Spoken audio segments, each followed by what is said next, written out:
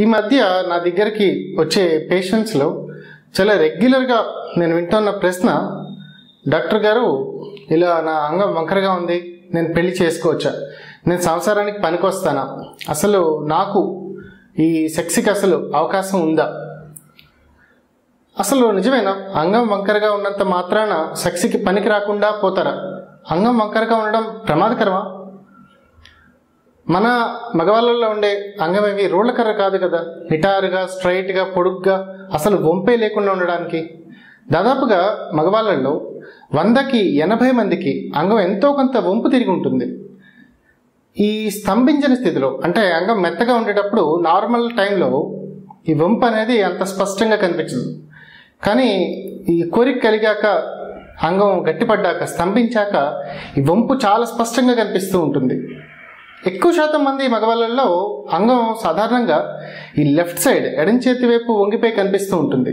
దీనికి ప్రధాన కారణం, చాలామంది మగవాళ్ళు తమ అండర్వేర్లో అంగాన్ని ఎడం చేతి వైపు పెట్టుకుంటూ ఉంటారు.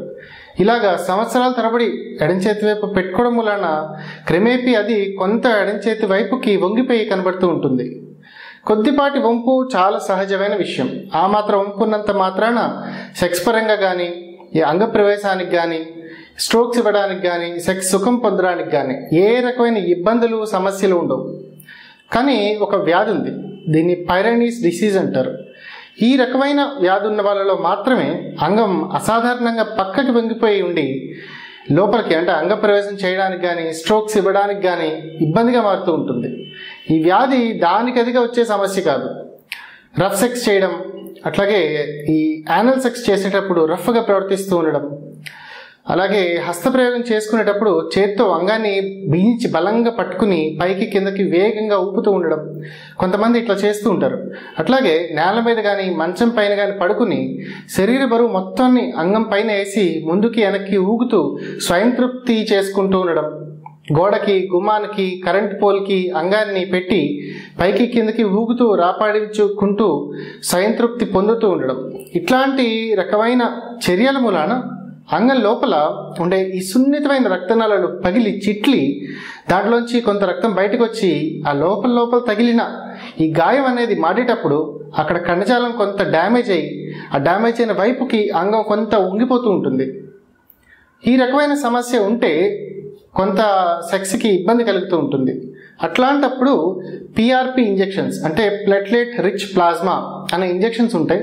ఈ ఇంజెక్షన్ని ఆ డ్యామేజ్ అయిన కణజాలం దగ్గర కనుక ఇచ్చినట్టయితే ఆ డ్యామేజ్ అయిన కణజాలం తిరిగి దాదాపుగా నార్మల్ స్థితికి వచ్చేసి ఆ వంపు అనేది కనబడకుండా పోయి సెక్స్కి ఉన్న ఇబ్బంది తొలగిపోతూ ఉంటుంది. ఒకవేళ ఇట్లా సింపుల్ పిఆర్పి ఇంజెక్షన్స్తో సమస్య పరిష్కారం కాని పక్షంలో ప్రత్యేకంగా ఈ రకమైన ఇబ్బందుల్లో సర్జరీ ద్వారా సమస్యని పరిష్కరించాల్సి ఉంటుంది. ఇట్లాంటి ప్రాపర్ వేలో వెళ్తే అంగం వంపులు పెద్ద సమస్య కాకుండానే సులువుగా పరిష్కారం అయిపోతూ ఉంటాయి. కొంతమంది నకిలీ డాక్టర్లు అంగం వంపు ఉంటే అది పెద్ద భయంకరమైన ప్రమాదకరమైన సమస్యలాగా చూపించి అసలు మీకు సెక్స్ లైఫ్ అనేది ఉండదన్నట్టుగా మిమ్మల్ని భయపెట్టి ఒక రకమైన ఆందోళనకు గురి చేసి కరెంటు పెడతామని, లేదా ఏదో మూలికలతో ఆయిల్ ఉంటుంది రాస్తే తగ్గిపోతుందని లాంటి మీకు భ్రమలు కలిగించి మీ యొక్క భయాన్ని క్యాష్ చేసుకుంటూ ఉంటారు. ఇట్లాంటి వాళ్ళ చేతికి మాత్రం చిక్కకండి. కొద్దిపాటి అంగం వంపు ఉండడం చాలా సహజమైన విషయం, దాన్ని పట్టించుకోవాల్సిన అవసరం ఎంత మాత్రం లేదు. ఒకవేళ మీకు అంగం అనేది కొద్దిగా అసాధారణంగా ఏమైనా వంగి ఉంది అని అనిపించిన పక్షంలో ఒక అన్ని అర్హతలు ఉన్న క్వాలిఫైడ్ డాక్టర్ని కలిసి ప్రాపర్ చెకప్ చేయించుకుని అవసరం మేరకు సరైన ట్రీట్మెంట్ తీసుకుంటే ఈ సమస్య నుంచి చాలా తక్కువ టైంలో సులువుగా ఏ రకమైన ఇబ్బందులు లేకుండా బయటపడే అవకాశాలు ఉంటాయి. నమస్తే. ఇలాంటి తరచుగా మగవారిలో వచ్చే రకరకాల ప్రశ్నలు, భయాలు, అనుమానాలు, సమస్యలు, వీటన్నింటికి చక్కటి ఆయుర్వేద పరిష్కారాలు, సూచనలు, సలహాలు, సమాధానాలు, వీటిని రెగ్యులర్గా వీడియోస్ ద్వారా తెలుసుకోవడానికి ఈ వీడియో కింద ఉండే సబ్స్క్రైబ్ అనే బటన్ని ప్రెస్ చేయడం ద్వారా ఈ ఛానల్కి సబ్స్క్రైబ్ చేయండి. అంతేకాకుండా మీకు తెలిసిన వాళ్ళకి ఎవరికైనా ఈ ఇన్ఫర్మేషన్ ఉపయోగపడుతుంది అని మీకు అనిపిస్తే కనుక మర్చిపోకుండా వాళ్ళకి ఈ వీడియో లింక్ని షేర్ చేయండి.